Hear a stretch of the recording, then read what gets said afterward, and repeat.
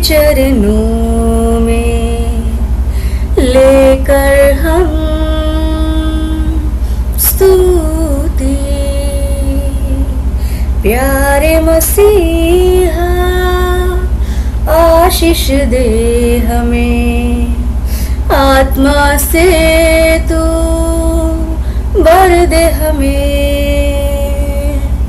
आए हैं हम तेरे चरणों में लेकर स्तुति आराधना। प्यारे मसीहा आशीष दे हमें, आत्मा से तू भर दे हमें। आए हैं हम तेरे चरणों में लेकर हम स्तुति। प्यारे मसीहा आशीष दे हमें, आत्मा से तू भर दे हमें। मिलती है हमें तुझसे चंगाइयाँ, देता तू हमें पापों से मुक्ति। मिलती है हमें तुझसे चंगाइयाँ, देता तू हमें पापों से मुक्ति। आए हैं हम तेरे चरणों में लेकर हम स्तुति। प्यारे मसीहा आशीष दे हमें, आत्मा से तू भर दे हमें। हम बच्चे हैं परम पिता के, बढ़ना है हमें वचनों में। हम बच्चे हैं परम पिता के, बढ़ना है हमें वचनों में। आए हैं हम तेरे चरणों में लेकर हम स्तुति। प्यारे मसीहा आशीष दे हमें, आत्मा से तू भर दे हमें। हम तैयार हैं प्रभु तेरे लिए, जल्दी आ तू हमको लेने। हम तैयार हैं प्रभु तेरे लिए, जल्दी आ तू हमको लेने। आए हैं हम तेरे चरणों में लेकर हम स्तुति। प्यारे मसीहा आशीष दे हमें, आत्मा से तू भर दे हमें। प्यारे मसीहा आशीष दे हमें, आनंद से तू भर दे हमें। प्यारे मसीहा आशीष दे हमें, शांति से तू भर दे हमें।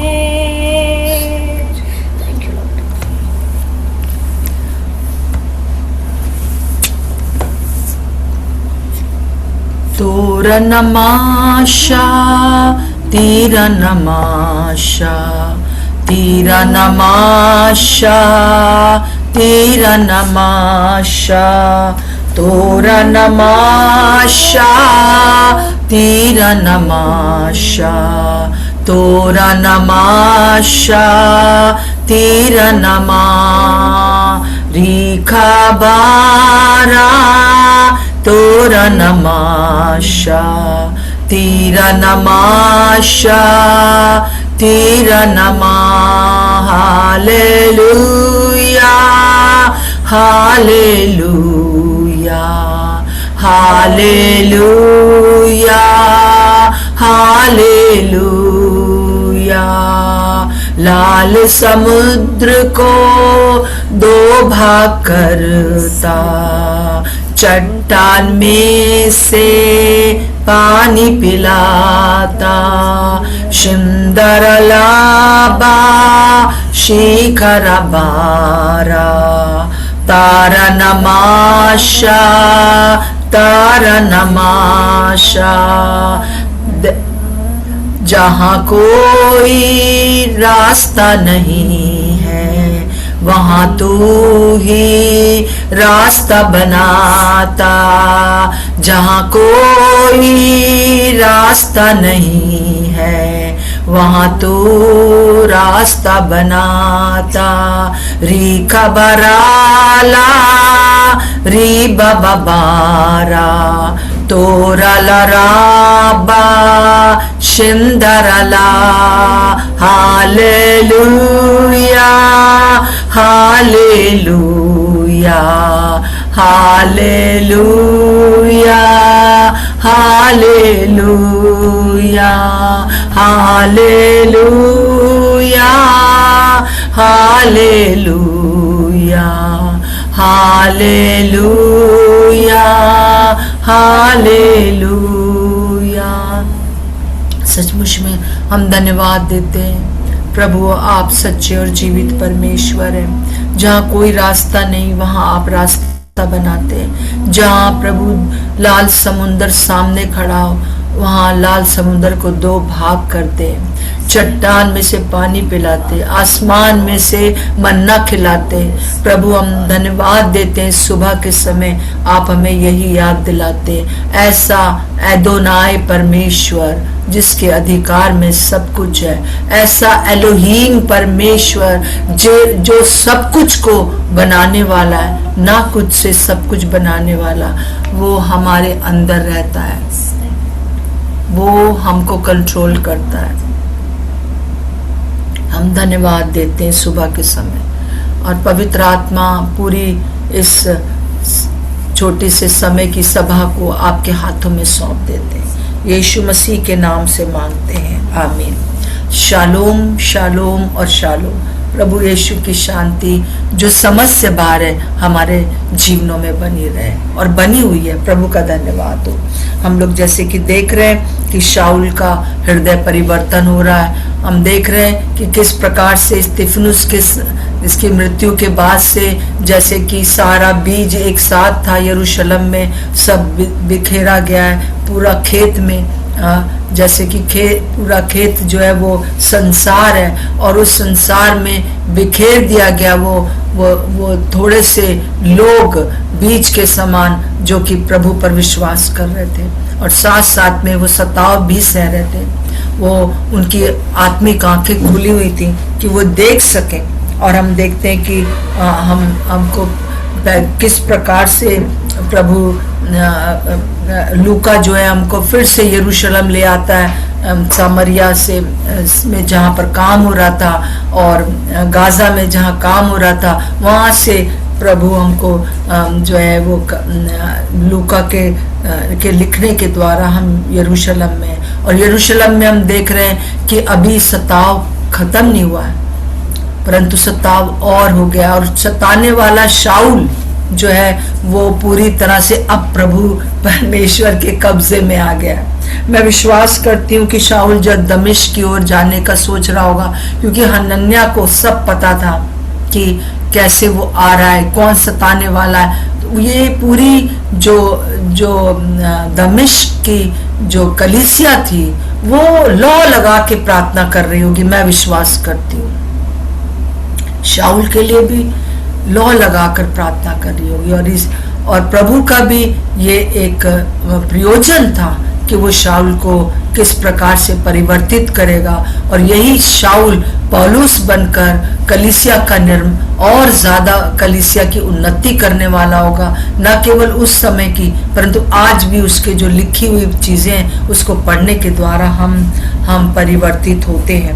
हम देखते हैं इस समय कि हमने देख लिया था कि किस प्रकार से शाऊल जो है वो दर्शन देखता है, एकाएक जो है बड़ा प्रकाश हो जाता है, और वो प्रभु से कहता है, हे शाऊल तू मुझे क्यों सताता है। और जो कोई भी पर कलीसिया को सताता है, जो कोई भी एक भी विश्वासी को सताता है, वो प्रभु को सताता है। और प्रभु का हृदय क्यों ऐसा बात है, क्योंकि वो सिर है और हम बदन है। ऐसा नहीं है कि बदन को अगर चोट लग रही तो सिर को कुछ पता नहीं चलेगा। सबसे ज्यादा तो प्रॉब्लम यहाँ ही हो जाती है, हमारे मस्तिष्क में हो जाती है। सो हम देखते हैं कि प्रभु ने उससे बात किया है। अब हम देखेंगे कि आगे चलकर हम 8 और 7वां पद पढ़ते हैं। जो मनुष्य उसके साथ थे वे अवाक रह गए। कौन मनुष्य? जो कि पौलुस के साथ दमिश्क की ओर जा रहे थे सताने के लिए, वो साथ में ले जा रहा था और उसको ये प्रोटेक्शन मिला हुआ था, उसको जैसे कि सिपाही मिले हुए थे और उसको वारंट मिला हुआ था इन सब के खिलाफ जो इस नए पथ पर चलने लगे थे यीशु मसीह के। और उसके साथ जो मनुष्य थे उन्होंने भी शब्द को सुना परंतु किसी को देखा नहीं। और उन्होंने दूसरी जगह पर हम 20वें जगह 20 अध्याय में हम देखते हैं कि जहाँ पर कि पौलुस अपनी गवाही दे रहा है, तो वो वहाँ यही कह रहा है कि उन्होंने शब्द तो सुना परंतु वो जान नहीं पाए कि क्या कहा जा रहा है, परंतु वो उस लाइट को देखकर वो और उस शब्द को सुनकर जो आकाशवाणी हुई थी उसको सुनकर वो जो थे वो अवाक रह गए। उन्हें ये क्या हुआ। और तब शाऊल भूमि पर से उठा, परंतु जब आंखें खोली तो उसे कुछ दिखाई न दिया, और वे उसका हाथ पकड़ के दमिश्क में ले गए। वो 3 दिन तक ना देख सका, ना खाया, ना पिया। ये कैसी बात हो गई है कि जो वो अंधा क्यों हो गया। ये प्रभु का धन्यवाद हो कि दमिश्क बिल्कुल पास में था, उसको बहुत दूर तक ये सताव नहीं सहना पड़ा, क्योंकि एक अच्छा खासा देखने वाला अंधा हो जाए तो उसको कितना समस्या होगी। परंतु वो उसको लेके गए, इसके आंखें जो थी बंद हो गई। उसकी शारीरिक आंखें परमेश्वर ने बंद कर दिया, छिलका लगा दिया ताकि आत्मिक आंखें खुल जाए। ये एक अद्भुत बात हुई। कई बार जो है शारीरिक जो अंधापन है वो आत्मिक अंधेपन से स्वतंत्रता देता है। और उसने ना खाया ना पिया। कई बार हमारे सामने ऐसी बातें आती हैं जबकि हम ऐसा सोचते हैं कि हम सही हैं और हम अपनी धुन में चले जाते हैं, परंतु थोड़ा स्पीड ब्रेकर आता है और उससे हम जान जाते हैं कि हमें रुकने का ज़रूरत है, हमें कुछ ये सोचने की ज़रूरत है कहाँ हम गलत हैं।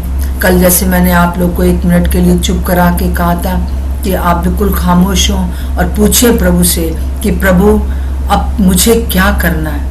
जैसे कि शाऊल जब गिर गया, जब उसने आवाज़ सुनी तो वो उसको क्या मिला। उसको ये मिला कि अब तुरंत उठकर नगर में जा और वहाँ तुझे सब बता दिया जाएगा। पूरा ब्लूप्रिंट नहीं दिया कि ये करना होगा, कुछ नहीं, परंतु उसको जो है वो शारीरिक अंधेपन को लेके आया परमेश्वर, ताकि वो उसका आत्मिक अंधापन दूर कर सके। ये जो शाऊल था वो फरीसी था, उसके अंदर घमंड था, एक घमंड होना कि मुझे सब आता है, सब दूसरे गलत हैं। कई बार दूसरे लोग सही होते हैं, फिर भी जो है हमको लगता है कि हम ही सही हैं, और तो प्रभु ये हम पर अनुग्रह करता है। एक्चुअली में शाऊल के ऊपर ये अनुग्रह हुआ कि वो अंधा हो गया, ताकि वो आत्मिक रूप से जो है वो अंधेपन से छुटकारा पा सके। ये सोचना कि मैं सही हूँ और सब, और वो बहुत ईमानदार था, वो सच में परमेश्वर, वो सोच रहा था मैं परमेश्वर का काम कर रहा हूँ, और वो बड़ी धुन में चला जा रहा था। उसको और किसी पैसे की लालच नहीं थी, कुछ और नहीं था, परंतु वो धुन ये थी कि ये परमेश्वर को गलत समझने वाले, गलत को पथ पर चलने वाले लोगों को फिर से उनको पुराने पथ पे ले आए, पर उसको पता नहीं था ये अंधापन है। और हम लोग हर रोज प्रार्थना करें कि प्रभु अगर कहीं पर भी हमारे जीवन में ऐसा अंधापन है कि हम किसी दूसरे को गलत समझ रहे हैं और अपने आप को सही समझ रहे हैं, तो वहाँ प्रभु हमको जो है सहायता करे कि हम इस अंधेपन से छुटकारा पाएं। और यहाँ हम देखते हैं कि परमेश्वर ने उसको दीन किया, उसको बदला, और ना उसने कुछ खाया, ना कुछ पिया और ना कुछ देखा। ऐसी अवस्था में वो के घर में था, और वहाँ पर जो था वो एक तरह से हम कहते हैं योना के समान वो मछली के पेट में था, है ना। मछली के पेट से जब योना पुकारा, है ना, तब मछली ने बाहर उगल दिया। मुझे कई दफा लगता है कि ये वैसे ही कुछ अनुभव जो है वो शाऊल को हो रहा है, और फिर वो निनवे की तरफ गया। और हम यहाँ पर देखते हैं कि फिर वो जो है पौलुस जो है वो एक प्रचारक बन गया, एक प्रभु को मानने वाला बन गया। यहाँ पे हम देखते हैं 10वें पद से हम देखते हैं एक अद्भुत हम देखते हैं कि किस प्रकार से उन दिनों में परमेश्वर दर्शनों से बात करता था। दमिश्क में हनन्याह नामक एक चेला था, उसे प्रभु ने दर्शन में कहा, हे हनन्याह। उसने कहा, हाँ प्रभु। ये बहुत अच्छा लगता है मुझे कि यहाँ पर हम देखते हैं कि हनन्याह का और प्रभु का ऐसे बातचीत हो रही है जैसे रोज होती रहती है। प्रभु काश करके हम भी इस बात के लिए ललाहित रहे कि हमारी ऐसी दोस्ती प्रभु से हो कि हम उसकी तुरंत आवाज समझ सके, और उन दिनों के दर्शन के समान इस समय भी हम दर्शन पा सके, और ऐसा संबंध हमारा प्रभु के साथ हो कि वो कहे कि स्नेहलता, और मैं कहूँ हाँ प्रभु। एक सेकंड भी वो नहीं रुका, वो समझ गया कि ये प्रभु की आवाज है। और ये न केवल पहली शताब्दी में ये अनुग्रह मनुष्यों के ऊपर था जो प्रभु को ग्रहण कर लेते थे, आज भी है। और 11वें पद में लिखा है, तब प्रभु ने उससे कहा, उठकर उस गली में जा जो सीधी कहलाती है, और यहूदा के घर में शाऊल नामक एक तरसुस वासी को पूछ, क्योंकि देख वो प्रार्थना कर रहा है। क्या ही अद्भुत जो है वो अगुवाई है। आज प्रभु हमसे क्या कराना चाहता है।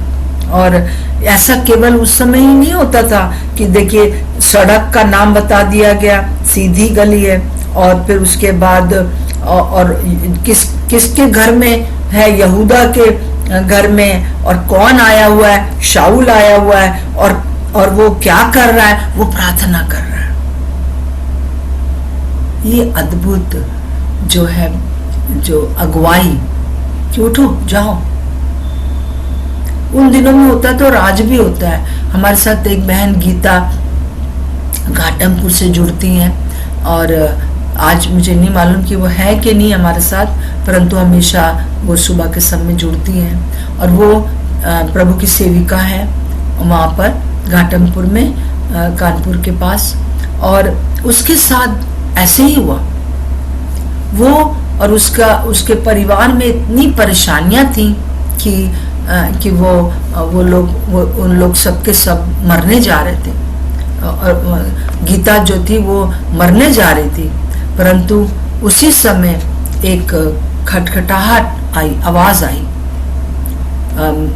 किसी ने दरवाजा खटखटाया और जब उसने खोला, ये दोपहर का समय था, जब खोला तो एक प्रभु के सेवक वहां थे। उन्होंने कहा मैं प्रभु का सेवक ये हूँ और आज रात में से मुझे प्रभु ने बताया, आपका पता बताया, घर का नंबर बताया, आपकी सड़क बताई और कहा कि वहां जा और सुसमाचार दे कि मैं मुझे एग्जैक्टली नहीं मालूम है, अगर वो यहाँ होती तो वो बता सकती कि क्या कहा। और फिर उस दिन से गीता बहन जो है वो प्रभु को जान गई और अद्भुत काम उसके द्वारा उस जगह पर हुए हैं और आज भी वो प्रभु की सेवा कर रही है वहाँ पर, बहुत सालों से हमसे जुड़ी हुई है। और कभी मैं उनकी टेस्टिमनी आपको जरूर से बताऊंगी। ऐसी अद्भुत जो जो जो जो अगुवाई है आज भी होती है। तो आइए प्रार्थना करें, ऐसी चीजों की धुन में रहे कि प्रभु हमको स्पष्ट दर्शन दे। हमें भी प्रार्थना की जरूरत है कि प्रभु हमें इस प्रकार से बात करे। और हम देखते हैं आगे 12वें पद में, और उसने हनन्याह नामक एक पुरुष को भीतर आते और अपने ऊपर हाथ रखते देखा है कि फिर से दृष्टि पाए। देखिए कितना अद्भुत जो है वो प्रकाशन है कि वहां सीधी गली में जाना और यहूदा का घर है और शाऊल नामक का एक व्यक्ति है जो कि प्रार्थना कर रहा है और वो उसने देख लिया है कि हनन्याह तुमको उसने देख लिया है कि तुम अंदर आ रहे हो और तुम उसके ऊपर हाथ रख रहे हो ताकि वो दृष्टि पाए। बहुत अद्भुत अगुवाई उस समय थी ये। और हनन्याह ने उत्तर दिया। तो हनन्याह जो है वो अपने पूर्व धारणा के अनुसार कि वो शाऊल कैसा था और उसको पता था हनन्याह को, तो वो प्रभु से क्या कहता है, हे प्रभु, मैंने इस मनुष्य के विषय में बहुतों से सुना है कि उसने यरूशलेम में तेरे पवित्र लोगों के साथ बड़ी बड़ी बुराई की है और यहाँ भी वो उसको प्रधान याजकों की ओर से अधिकार मिला है कि जो लोग तेरा नाम लेते हैं उन सब को बांध ले। तो जो हनन्याह है उसको जो अपनी पूर्व धारणा थी उसके बारे में पहले से पता था, सब बातें पता थी कि उसने वहां यरूशलेम में प्रधानों से वो ले लिया है, वारंट ऑर्डर ले लिया है और वो इस समय जो यीशु मसीह का नाम लेते हैं उनको पकड़ने आया है। उसको पता था, वो प्रभु को बता रहा है कि हाँ मुझे पता है कि ऐसा व्यक्ति है। और मुझे विश्वास है कि जब कलीसिया को ये पता था कि ऐसे से सताव हर जगह हो रहा है, वो सताव हमारे शहर में दमिश्क में भी आ रहा है, तो वो लोग जरूर से प्रार्थना लौ लगा के प्रार्थना कर रहे होंगे। और वो बातें उसको पता थी, वो परमेश्वर को बताने लगा। अब मुझे नहीं मालूम कि वो किस वे में बता रहा है प्रभु को, या तो वो कह रहा है कि अरे आपको नहीं पता कि ऐसी बात है, ऐसा बात मुझे लगता नहीं है, परंतु हो भी सकती है कि उसको ऐसा लगा हो कि वो डर रहा हो। 15वें पद में लिखा है, परंतु प्रभु ने उससे कहा। परंतु जो शब्द है वो इस बात को बताता है कि प्रभु ने सारी बात उसकी सुन लिया, कहा कि हाँ ठीक है, तू बिल्कुल ठीक कह रहा है, वो बहुत दुष्ट है, वो बहुत ऐसा है वैसा है, परंतु अब मैं तुझसे जो कह रहा हूं वो कर कि तू चला जा, क्योंकि वो तो अन्य जाति। प्रभु उसको दूसरी बातें बताने लगा है जो कि बिल्कुल अनहोनी थी। अगर अभी हम सुन रहे हैं कि फलाना ग्रुप दल और फलाना ये हम लोग प्रार्थना भी करते हैं हर दलों का नाम लेकर मेरे पास सारे नाम हैं, और हम लोग ये करके प्रार्थना करते हैं। तो वो प्रार्थना मतलब कि करना है हमको। तो वो ये कह रहा है कि तू चला जा, क्योंकि तू अब ये ना सोच कि वो अब सताएगा तुझे, परंतु मैंने उसको क्यों चुना है? अन्य जातियों और राजाओं और इस्राएल के सामने मेरा नाम प्रकट करने के लिए मेरा चुना हुआ पात्र है। अद्भुत बात लगती है ना, पर ऐसा हुआ है, हमारे देश में भी ऐसा हुआ है, हमेशा से होता आ रहा है कि जो कोई भी, कई बार जो सताने वाले होते हैं वही जो है वो प्रचार करने वाले हो जाते हैं। और प्रभु ने उसको 3 बातों के लिए चुना हुआ है, अलग किया हुआ पात्र है। और वो क्या है? अन्य जातियों में वो सुसमाचार सुनाएगा। अभी तक अन्य जातियों में जो है सुसमाचार का उतना प्रचार नहीं था। राजाओं को वो बताएगा, बड़े बड़े लोगों के सामने वो खड़ा होगा, और वो हुआ। ये तीनों बातें हुई। और इजरायलियों के सामने मेरा नाम प्रकट करेगा। जो इजरायली हैं वो, उनको भी, जो पुराना नियम जानते हैं उनको भी वो बताएगा, मैंने तुझके लिए इसलिए चुना है, तुम जाओ और मैं उसे बताऊंगा। और जब उसको मैंने चुना है तो तब साथ साथ में जो उसके ऊपर मुश्किलें आएंगी वो भी प्रभु बता रहे। क्योंकि अगर हम चुने हुए हैं, अगर हम प्रभु के द्वारा चुने गए और एक अद्भुत काम होना है, तो सताव आएगा।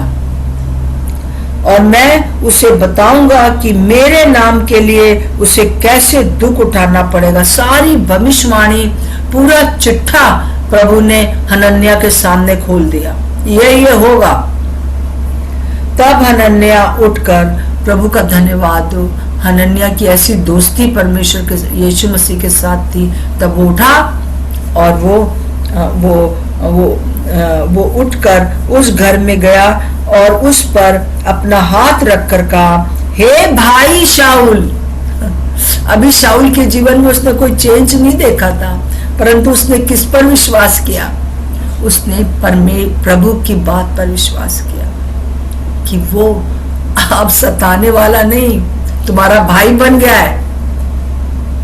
और इसने विश्वास किया। मेरे प्रियो, हमारे देश में ऐसे ही होने जा रहा है। जो सताने वाले हैं, जिनको हम ये दल वो दल करके बुलाते हैं, हम लोग बड़ा हम परेशान होते, परंतु वो हमारे भाई बन जाएंगे। भाई शाऊल, प्रभु अर्थात यीशु जो उस रास्ते में तुमसे, जिससे तू आया, तुझे दिखाई दिया था, उसी ने मुझे भेजा है। कितनी अद्भुत बात हम देखते हैं इस समय।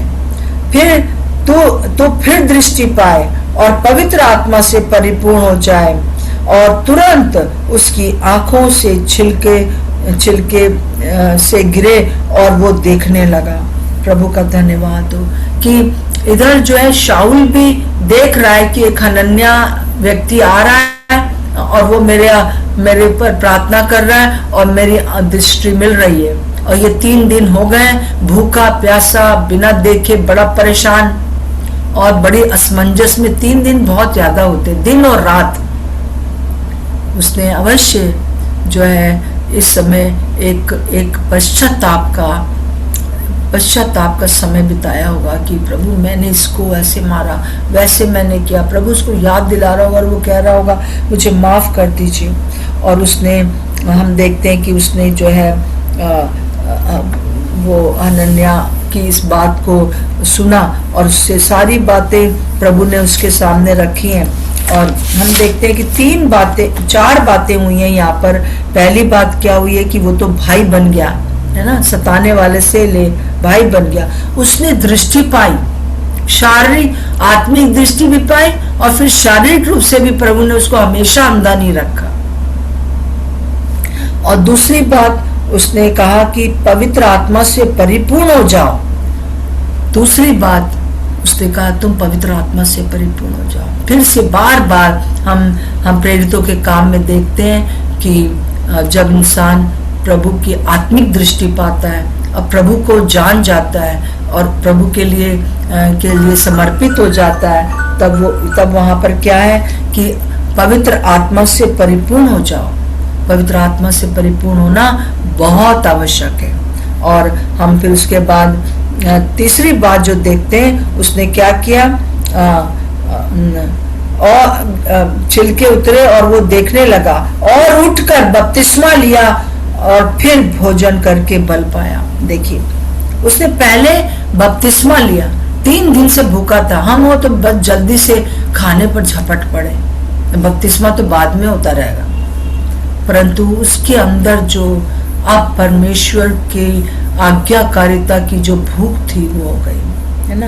उसकी आत्मिक आंखें खुल गई, उसकी शारीरिक आंखें खुल गई और उसने उसको पवित्र आत्मा से परिपूर्ण हो गया और वो उठकर उसने बपतिस्मा लिया और फिर उसने जो है खाना खाया। और खाना खाने के बाद हम देखते हैं कि वो आगे को क्या करता है। वो कई दिन उन चेलों के साथ रहा जो दमिश्क में थे, उन चेलों के साथ रहा जो दमिश्क में थे, संगति किया, प्रभु को ग्रहण किया और पवित्र आत्मा से परिपूर्ण हुआ, बपतिस्मा लिया और फिर उसके बाद चेलों के साथ संगति कर रहा है। बहुत ये सारी चीजें जो है बहुत इंपॉर्टेंट है, बहुत करने का हम लोग को सबको जरूरत है। और फिर किसी को कुछ ये नहीं करना पड़ा। आगे देखिए वो क्या हुआ 20वें पद में, 9 का 20, और वो तुरंत आराधनालय में यीशु का प्रचार करने लगा कि वो परमेश्वर का पुत्र है। हालेलुया। जिस पथ पर चलने वालों को वो सताता था, जिस नाम से वो घृणा करता था, उसी नाम का तुरंत प्रचार करने लगा। कहाँ? आराधनालयों में जाकर, जहां पर कि यीशु मसीह को फ्रॉड माना जा रहा था, धोखेबाज माना जा रहा था, वहां जाकर वो प्रचार करने लगा। कितना ज्यादा हम इस अपने जीवन में भी हम देखते हैं, जब हम प्रभु के पास आते हैं तो कैसा अनुभव हमको होता है। और वो तुरंत जाके जब प्रचार करने लगा, और तो अभी हम इस चीज को यहीं पर हम आज रखेंगे और हम देखते हैं कि जो दूसरों को गलत समझता था, सही बात को गलत समझने वाला आज जो है उसी का प्रचार कर रहा है। और ये अद्भुत प्रभु का अनुग्रह है। जो कुछ भी उसके साथ हुआ, न केवल पौलुस पर अनुग्रह था, पर हम पर भी इसका अनुग्रह है। हम पर भी अनुग्रह हुआ, कलीसिया पर अनुग्रह हुआ। तो आइए हम लोग प्रार्थना करें कि पौलुस ईमानदार था, परंतु वो गलत था। ईमानदार था वो, पर वो गलत था। कहाँ हम गलत कर रहे हैं? आइए हम प्रार्थना करें कि हमारे देश में जो शाऊल है वो पौलुस बन जाए। प्रभु कुछ भी कर सकता है। जब प्रभु अपना आत्मा उंडेलता है तो वो ऐसे लोगों पर भी उंडेलता है, ऐसे लोगों को खड़ा करता है ताकि वो इस प्रकार से सहायता करे, इस प्रकार से दूसरों को प्रभु के पास ला सके। सो आइए हम प्रार्थना करें कि हमारे देश में भी इस प्रकार से हो सके, और खास तौर से कलीसिया में हनन्या जैसे लोग खड़े हो जाएं, जिनको प्रभु अद्भुत रीति से बताए। और ये होता है, बस हमारा संबंध प्रभु के साथ अच्छा होना चाहिए। मैं आग्रह करूंगी सविता टोपो बहन से, अगर आप हैं अभी भी तो प्रार्थना करें। सविता टोपो।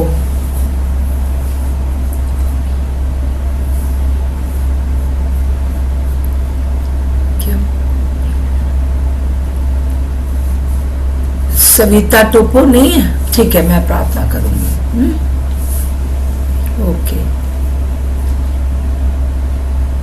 हालेलुया। प्रभु आपका धन्यवाद दो राजाओं के राजा और प्रभुओं के प्रभु, आपका धन्यवाद दो। आप महान परमेश्वर हैं, आपका धन्यवाद दो प्रभु। हम धन्यवाद देते हैं कि पिता परमेश्वर अद्भुत रीति से आपने शाऊल के ऊपर अनुग्रह किया, और अनुग्रह ये था कि वो अंधा हो गया।